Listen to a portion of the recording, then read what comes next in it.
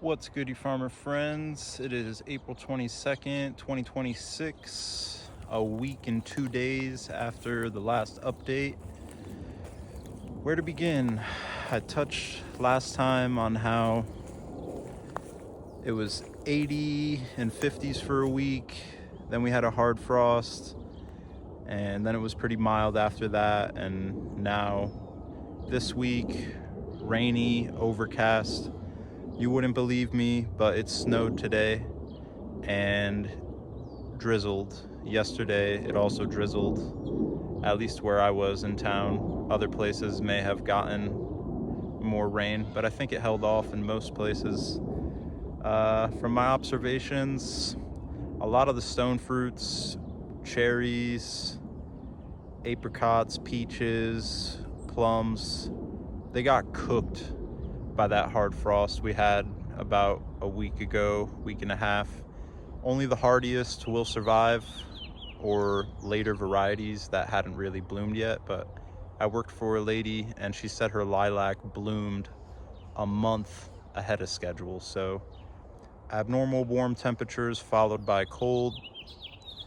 Like I said, the hardiest will survive. But here we are. Last time I watered was, I believe, on Saturday. It's been cold and overcast, so haven't really felt the need to water much, but it's gonna get hot again and dry, and there's been some drying winds, so today's the day to water.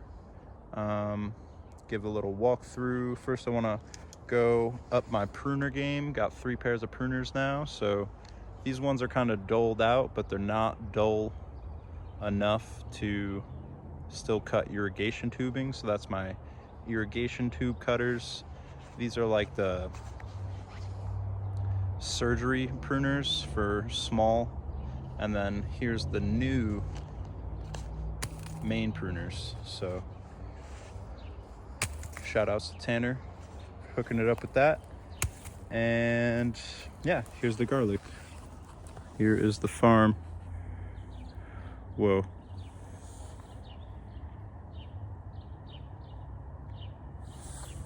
Guess I had the camera the wrong way.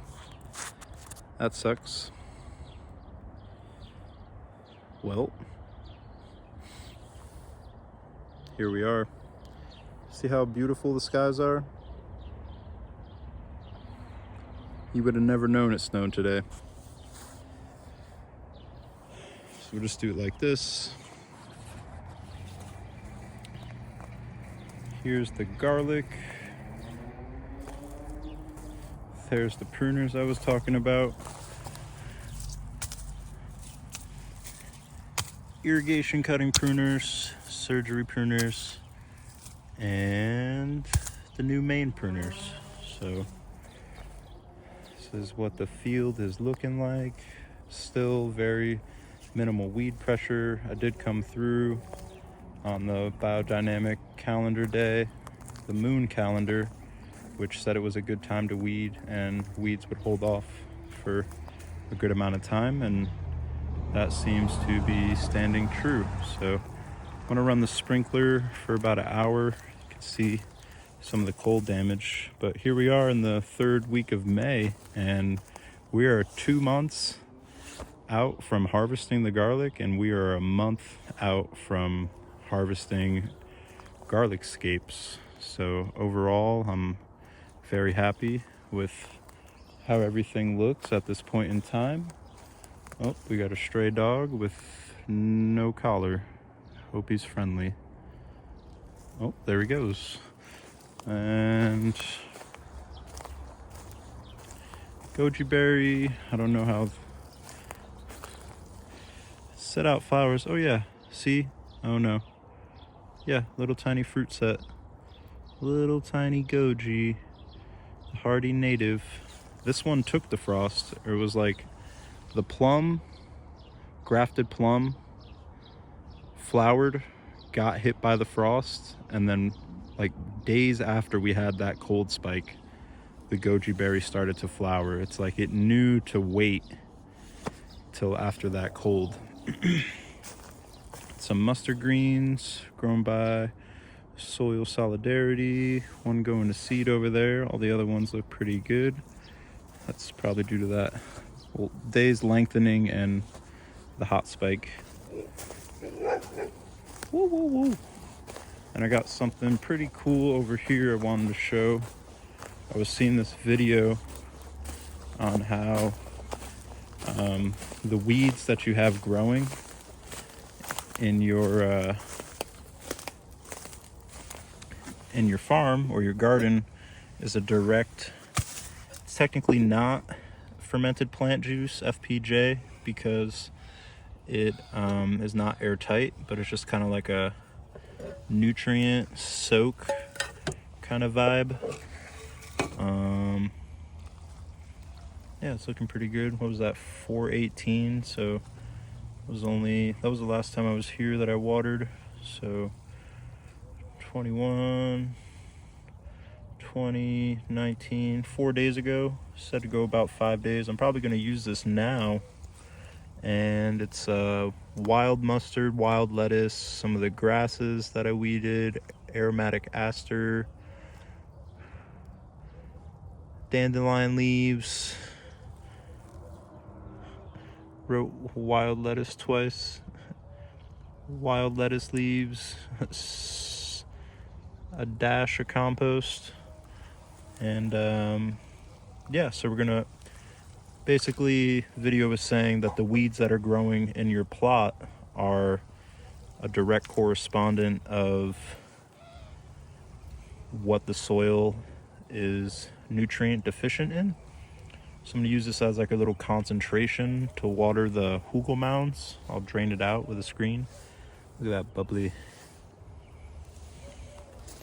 Smells pretty good too. Something going on there. Yeah, I'm sunburnt, or I'm getting some sun. And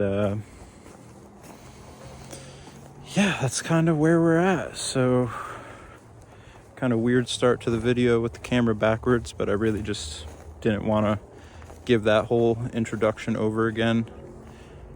But how beautiful it is right now. Like I said, you would never know it snowed today.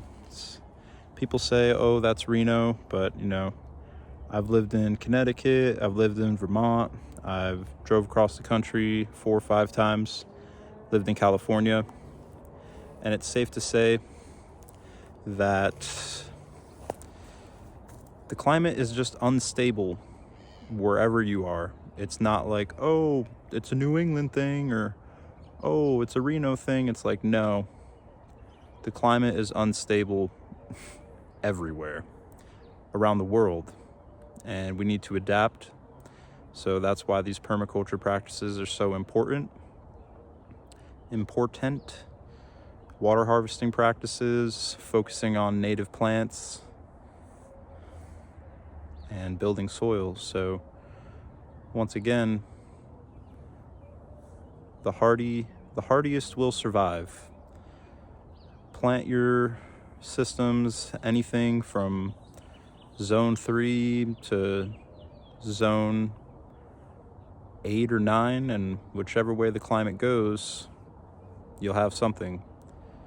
But it's mainly about focusing on native plants and staying away from horticultural atrocities that need way more water than all these native plants. And yes, some of these invasives may produce flowers, but they eventually go to seed and they run out the other native weeds, and the pollination benefits from the natives outweigh the pollination benefits of the invasives, non-natives.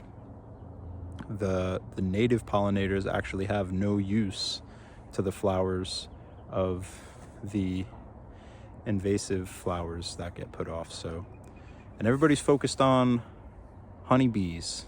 They're European honeybees. They were brought here.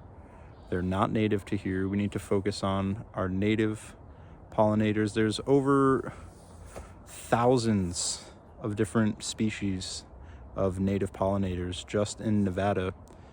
They haven't even named them all yet, And so that's just in Nevada. Think about across the whole entire country. Every single state has their own unique pollinators that are native.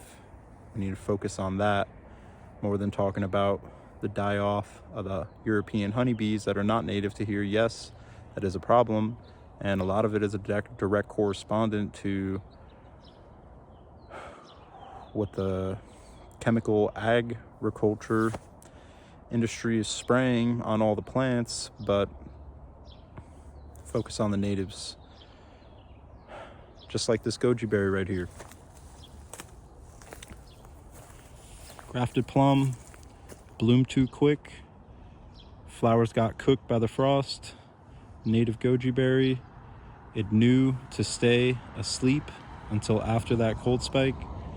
Days later, flowers came, flowers bloomed, and now there's little tiny goji berry fruits set, and they need way less water than...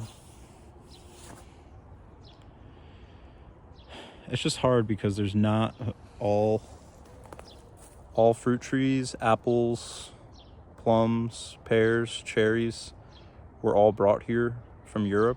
So that's something I'm still trying to sit with, understand a little bit better. But yeah, that's kind of where we're at. So I'll give you one last glimpse. We got the sunset going down in the back, real nice.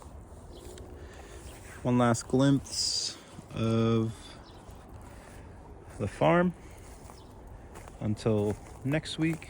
It's one grass I forgot to weed out. And yeah, overall, like I said, everything is looking really good. 1 month out from harvesting garlic scapes. Another month after that, we'll be harvesting garlic. And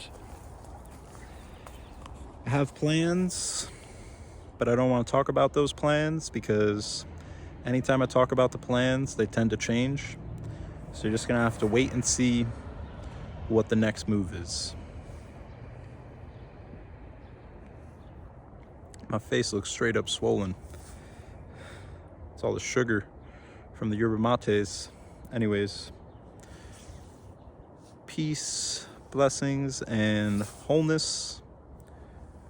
Farmer John out. We'll see you on the next one. Sunshine Farm, Reno, Nevada. Thank you for your support. Peace.